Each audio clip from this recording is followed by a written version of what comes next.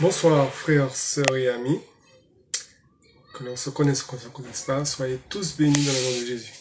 Alors ce soir c'est mardi méditation, et avant de commencer, je souhaiterais qu'on vous mette vraiment ce moment entre les mains du Seigneur, et qu'on lui demande vraiment de diriger toutes choses. Prions. Père éternel, Dieu de grâce, Dieu de bonté, je veux te remercier pour la journée que tu nous as permis de passer, Seigneur, pour le souffle de vie que tu nous as accordé, Seigneur. Maintenant, Seigneur, tu m'as donné un message à partager avec mes frères et sœurs, Seigneur. Je te demande vraiment de me permettre de ne donner que le message que tu m'as donné, Seigneur. De ne rien rajouter, ni rien retrancher, Seigneur. Et que dans tout ce que je ferai, Seigneur, non pas à moi, mais à ton nom seul soit donné gloire, Seigneur. Je te demande vraiment de disposer les cœurs à recevoir ce que tu as à dire aujourd'hui, Seigneur. Je te prie au nom de Jésus pour ta cette gloire. Amen. Alors le titre de mon message aujourd'hui s'intitule, le titre de mon message c'est « S'adapter au changement ». Et pour illustrer mon message, le Seigneur m'a dirigé vers Philippiens 4, 11. Philippiens 4, chapitre 4, verset 11 à 13. Je lis. « Je ne dis pas cela parce que j'ai besoin de quelque chose. Non. J'ai appris à me contenter de ce que j'ai. Je sais vivre dans la pauvreté. Je sais vivre dans la richesse. Toujours et partout, j'ai appris à être rassasié et à avoir faim, à vivre avec beaucoup et avec peu. Je suis capable de tout cela grâce au Christ qui me rend fort. » Alors, comme je vous disais, le titre de mon message, c'est « S'adapter au changement ». Nous sommes tous confrontés à des changements et nous devons constamment nous adapter pour faire face et même vivre avec eux. Il y a les changements physiques, par exemple, morphologiques, hormonaux, auxquels tout homme et toute femme doit faire face. L'équilibre lorsqu'on est bébé. Ensuite vient la pousse des dents. On mange au début du lait, et après on s'adapte, on commence à manger de plus en plus de nourriture solide.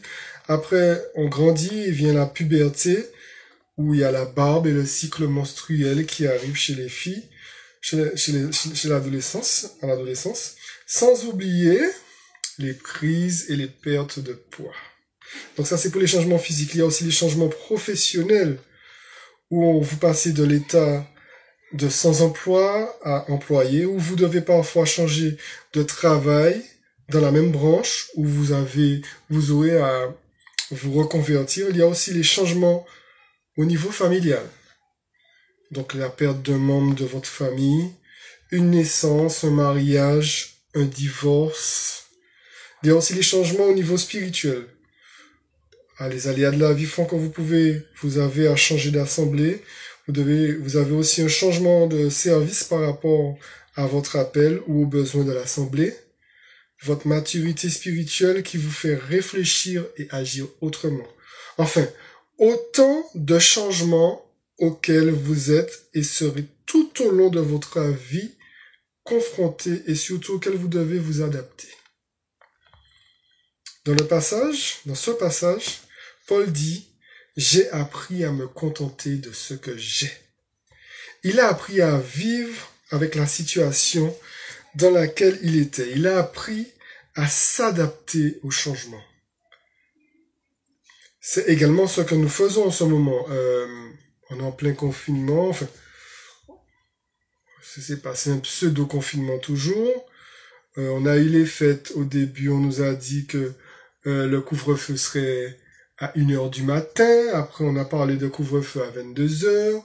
On nous avait dit que les rassemblements pouvaient se faire à 30% de la capacité de la salle. Après, on recommence à nous dire que c'est 30 personnes, pas plus de 30 personnes. Enfin bon, il y a toujours à s'adapter par rapport aux différentes réglementations qui sortent au fur et à mesure par rapport à cette pandémie. Hein. On doit faire des attestations ou pas, on doit pouvoir se réunir ou pas, il y a télétravail ou pas, masque par contre toujours. Enfin, tous ces changements, par contre, On a toujours des changements à avoir. On a toujours à s'adapter par rapport à quelque chose qui se passe.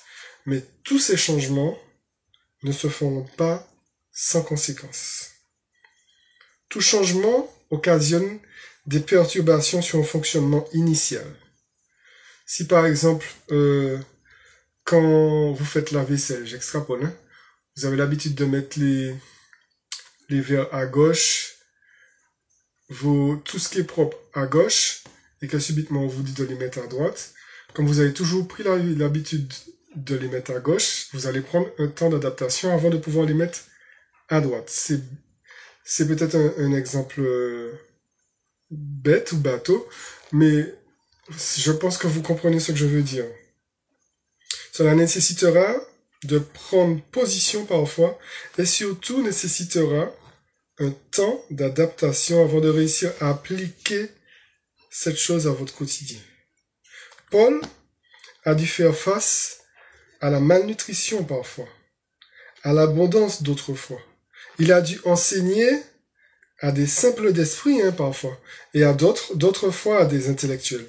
Il devait constamment faire face à des situations différentes. Exactement comme vous, lorsque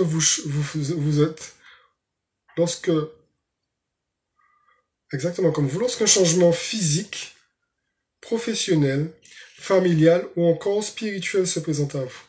Pour y arriver, vous devez non seulement y mettre du vôtre, parce qu'il faut, si vous ne mettez pas du vôtre, ce changement-là ne pourra pas se faire. Il faut y mettre du vôtre, mais vous devez aussi faire face à un temps d'adaptation. Vous devez apprendre à vivre avec ce changement. C'est précisément cela, l'adaptation. Paul va dire dans le passage, j'ai appris à me contenter de ce que j'ai. C'est pas quelque chose qui est inné, c'est quelque chose que vous apprenez à faire. J'ai appris à me contenter de ce que j'avais. S'adapter au changement demande plus ou moins du temps parce qu'il faut réussir à évacuer un ancien fonctionnement pour en intégrer un nouveau. C'est une faculté que Dieu accorde à ceux qui lui obéissent et dépendent de lui. C'est pas quelque chose qui est inné. On n'y arrive pas naturellement. C'est Dieu qui accorde cette faculté. En obéissant et en dépendant de Dieu dans tous les points de votre vie, il vous rend capable de vous adapter à n'importe quelle situation, même celles qui vous paraissent impossibles et insurmontables. Le Seigneur, il faut que vous sachiez ça, le Seigneur parle à quelqu'un. Le Seigneur ne vous donnera jamais quelque chose que vous ne pourrez supporter. Il ne vous donnera jamais un fardeau trop lourd à porter. Tout ce qu'il fait est bon, agréable et parfait. Et il fait tout pour votre bien. N'oubliez jamais, même si la situation que vous endurez est très dure, il fait tout pour votre bien. Et entre parenthèses, j'ai entendu un pasteur le dire récemment encore, il n'y a aucune épreuve que Dieu ne permet pas à l'ennemi de faire. Si l'ennemi vous attaque, c'est parce que Dieu lui a permis de le faire. L'ennemi ne peut rien faire, le diable ne peut rien faire sans que Dieu ne lui ait donné l'autorisation. Et si Dieu donne l'autorisation au diable, c'est parce qu'il sait que vous avez la capacité de supporter, c'est parce qu'il veut vous faire atteindre un cap supérieur. Donc, ne vous inquiétez pas, Dieu n'abandonne aucun de ses enfants. Alors écoute bien maintenant. Toi qui as perdu un membre de ta famille et qui as perdu tous tes repères. Toi qui as un appel sur ta vie pour un service ou un ministère spécifique et qui ne sais pas comment faire ou qui a peur de mal faire. Toi qui n'as pas encore accepté Dieu parce que ton passé est trop lourd, passé qui essaie toujours de te rattraper et qui arrive parfois à te faire tomber.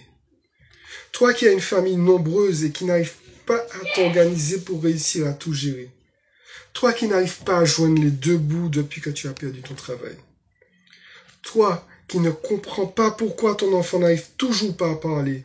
Il n'arrive toujours pas à marcher, toujours pas à lire ou à écrire, malgré toutes les explications et les interventions des professionnels dans la matière.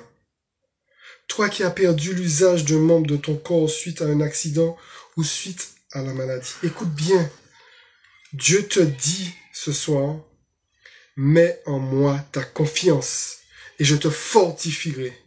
Je te rendrai capable de surmonter, de t'adapter à tout ce qui te semble insurmontable. Alléluia. Je te rendrai capable de surmonter, de t'adapter à tout ce qui te semble insurmontable. Ça, c'est ce que Dieu te dit aujourd'hui, toi qui m'écoutes là. Mets en moi ta confiance et tu diras comme Paul, je suis capable de tout cela grâce au Christ qui me rend fort. Amen. Amen. Alors ne désespère pas. Sèche tes larmes et accroche-toi à lui. Dépends de lui et tu verras qu'il t'aidera à t'adapter aux différents changements qui entreront dans ta vie. Alors ne désespère pas. Ne désespère plus. Sèche tes larmes. Accroche-toi à lui. Dépends de lui. Et tu verras qu'il t'aidera à t'adapter aux différents changements qui entreront dans ta vie. Il y a même des choses qu'il fera pour toi. Il y a même des choses qu'il fera à ta place. C'est ce que Dieu te dit le Seigneur. Dépose tous tes fardeaux à ses pieds et attends-toi à sa main puissante dans ta vie. Sois richement béni, mon frère, ma sœur, et ne perds jamais de vue que Dieu t'aime. Dieu t'aime. Dieu t'aime. Dieu t'aime et ne veut que ton bien, car il t'aime comme la prunelle de ses yeux. Vous avez déjà essayé de mettre votre doigt dans vos yeux? Ça a fait mal, nègre, hein? Ça a fait mal. Ah ben, Dieu t'aime comme la prunelle de ses yeux. Voilà, je vais te donner quelques petits versets qui vont t'aider à persévérer dans ces moments difficiles. Écoute ça. Le psaume 126, versets 5 à 6. Ceux qui sèment dans les larmes récoltent en chantant. Le paysan s'en va, il s'en va en pleurant, chargé du sac de graines. Il revient chantant, chargé de sa récolte. Amen. 1 Pierre 5, verset 10 va te dire, mais quand vous aurez souffert un peu de temps, Dieu, l'auteur de toute grâce, qui vous a appelé à connaître sa gloire éternelle dans l'union à Jésus-Christ, vous rétablira lui-même. Il vous affermira, vous fortifiera et vous rendra inébranlable. 1 Pierre 5, verset 10. Maintenant, Jérémie 29, verset 11. Écoute ça. Oui, moi le Seigneur, je connais les projets que je forme pour vous. Je le déclare, ce ne sont pas des projets de malheur, mais des projets de bonheur. Je vais vous donner un avenir plein d'espérance. Alléluia! Écoute ça encore. Jacques 5, verset 11. Oui, nous disons bienheureux ceux qui ont tenu bon. Vous avez entendu comment Job a supporté la souffrance. Vous savez ce que le Seigneur a finalement fait en sa faveur, parce que le Seigneur est plein de bonté et de compassion.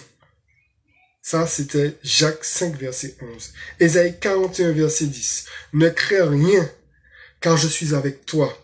Ne promène pas de regard inquiet, car je suis ton Dieu. Je te fortifie, je viens à ton secours, je te soutiens de ma droite triomphante. Amen. Une dernière chose. Dans Luc 13, verset 20 à 21, il est dit, Jésus dit encore, à quoi est-ce que je vais comparer le royaume de Dieu? Il ressemble à ceci. Une femme prend de la levure et la mélange à 25 kilos de farine. Et toute la pâte lève. Ça, c'est la version parole de vie. Hein. Il y a d'autres versions qui parlent de 2 ou 3 mesures de farine. Mais dans la parole de vie, il dit, la femme prend de la levure et la mélange à 25 kilos de farine et toute la pâte lève. Tout comme le levain lève toute la pâte, que la parole de Dieu fermente en vous. Et que le résultat soit visible, que le royaume des cieux en vous soit dans la paix, dans la louange de Dieu. C'est ce que je demande au Seigneur pour vous, ce que j'espère que vous pourrez atteindre. Tout comme le levain lève toute la pâte, que la parole de Dieu fermente en vous et que le résultat soit visible, que le royaume des cieux en vous soit dans la paix, dans la louange de Dieu. Prions. Père, toi qui connais toutes choses, toi qui es maître de toute situation, je mets à tes pieds tous ces changements par lesquels mon frère, ma sœur sont en train de passer, Seigneur. Mets ta main puissante, Seigneur, mets ta main puissante dans ces situations et permets-leur de réussir à s'y adapter, Seigneur. Amen. Amen, amen, amen. Alors mon frère, ma sœur, toi qui m'as écouté, je veux vraiment t'encourager, je veux vraiment te demander de rester dans les bras de Dieu et de lui demander de te permettre de t'adapter aux changements par lesquels tu passes en ce moment.